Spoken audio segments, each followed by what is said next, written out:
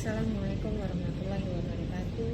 Saya Henianti, peserta PKA Angkatan 1 2024, kelompok 3. Pada kesempatan ini saya akan mendiagnosa organisasi perangkat daerah, dalam hal ini Dinas Perdagangan Provinsi Sumatera Selatan. Dinas Perdagangan Provinsi Sumatera Selatan merupakan perangkat daerah yang baru setelah ditetapkannya Perda Nomor 14 Tahun 2016 tentang pembentukan dan susunan perangkat daerah Provinsi Sumatera Selatan, yang sebelumnya tergabung pada Dinas Perindustrian dan Perdagangan Provinsi Sumatera Selatan.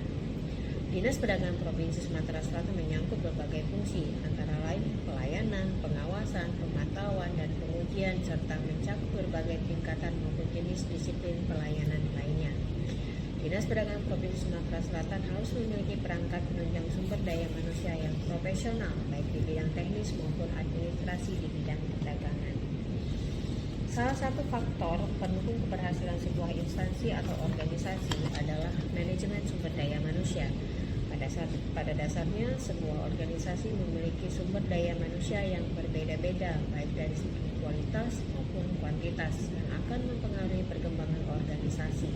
Dan organisasi juga memiliki sumber daya manusia dengan perilaku yang berbeda-beda dan sulit untuk disatukan.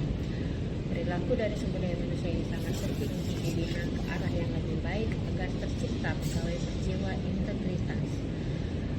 Permasalahan atau isu-isu terkait dengan integritas pegawai dalam sebuah organisasi dipengaruhi oleh dua faktor, yaitu faktor internal dan faktor eksternal. Faktor internal ini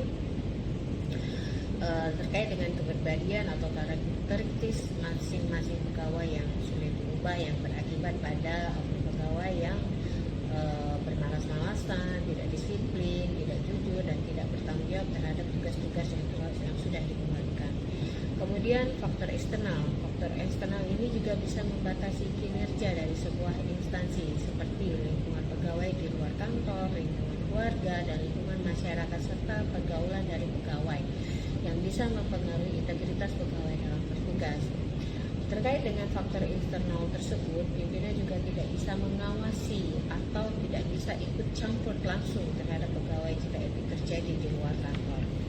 Nah, terkait dengan peran pemimpin ini memiliki tiga peran, yaitu peran interpersonal atau antar manusia, di mana pemimpin harus mampu menjadi role model sehingga dapat mewakili organisasi, bertanggung jawab atas segala sesuatu yang dikerjakan pegawai, tanggung jawab terhadap peningkatan kompetensi sumber daya manusia yang ada di dalam organisasi, kemudian juga sebagai penghubung agar mampu memberikan layanan inovatif terhadap stakeholder, baik stakeholder internal maupun stakeholder eksternal.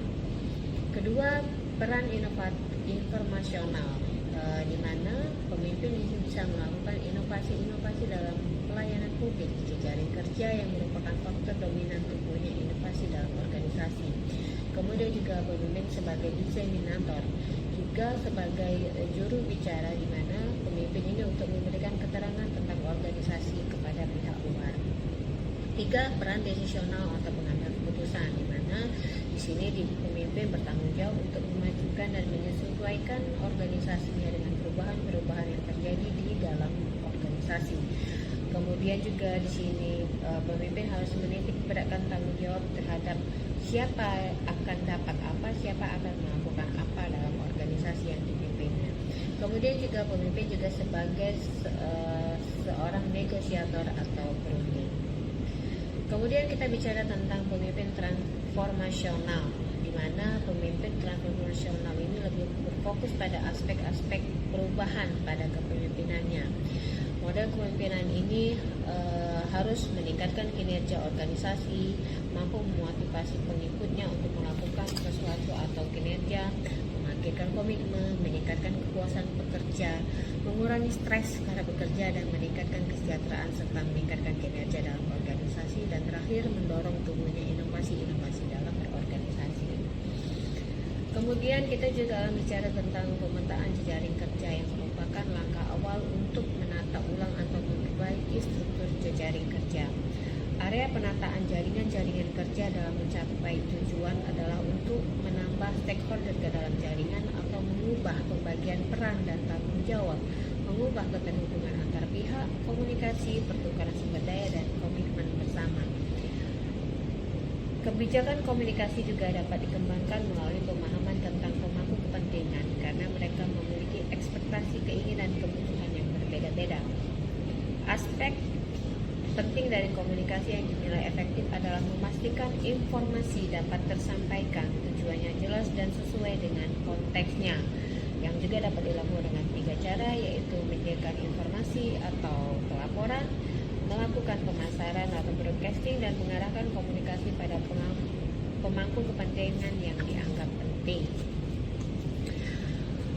Kepemimpinan transformasional merupakan kepemimpinan yang membawa organisasi pada sebuah tujuan yang baru yang lebih besar dan belum pernah dicapai sebelumnya, dengan memberikan kekuatan mental dan keyakinan kepada para anggota bersungguh-sungguh menuju tujuan bersama dengan mengesampingkan kepentingan keadaan